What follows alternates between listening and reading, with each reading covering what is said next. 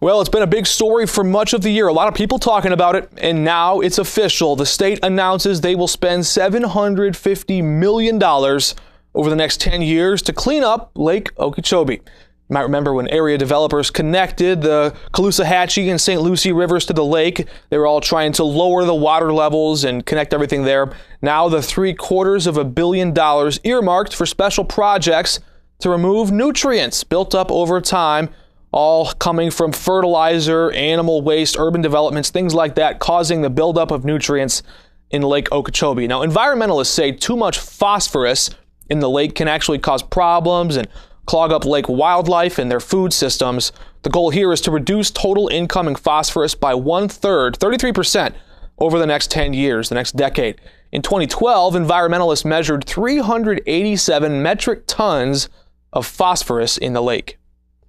In other news, the University of Miami announces a new wave of grant money coming in. The Miller School of Medicine set to cash in a check worth over $5.5 million, $5.67 million. It's all going to continue their research on AIDS and HIV. Doctors Gwendolyn Scott and Margaret Fischel have been researching how to prevent HIV transmission for years. Now, this new grant money will extend their project for at least another 4 years. Right now, their focus is on pediatric formulas and immune system therapy.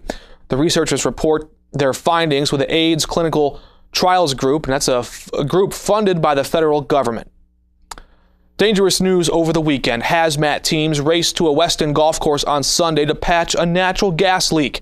Several workers trying to make some plumbing repairs about 5 feet below the surface, they accidentally struck a gas line. Fortunately, they called the incident in right away and limited the damages. Some utility workers from nearby Sunrise were able to get there first on the scene and begin patching the leak. And no one had to evacuate their homes nearby, but some businesses may still be dealing with some issues there. It took about 4 hours, but reports indicate the leak is completely repaired by now.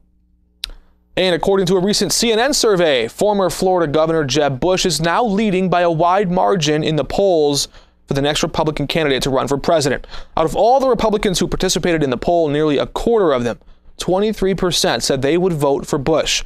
The second highest candidate was New Jersey Governor Chris Christie, weighing in at 13%. Now that 10% margin, 13 to 23, is the largest lead any candidate has held in the last 2 years. Now it is important to say, until this point, Bush is the only Republican candidate to actually announce or confirm a run at the White House. Of course, as soon as other candidates start to make their announcements official, that gap expected to get much closer. Another big story from New York City reverberating here in South Florida. Now we're hearing reports that the Miami Police Union plans to gather in a big rally to show support for the New York Police Department. This, of course, comes after 2 police officers were ambushed and executed while sitting in their police cars. Following the murder of Wen-Jin Liu and Rafael Ramos, hundreds of New York police officers turned their backs on New York City Mayor Bill de Blasio. They said he had blood on his hands for taking the protesters' side following the Eric Garner chokehold killing.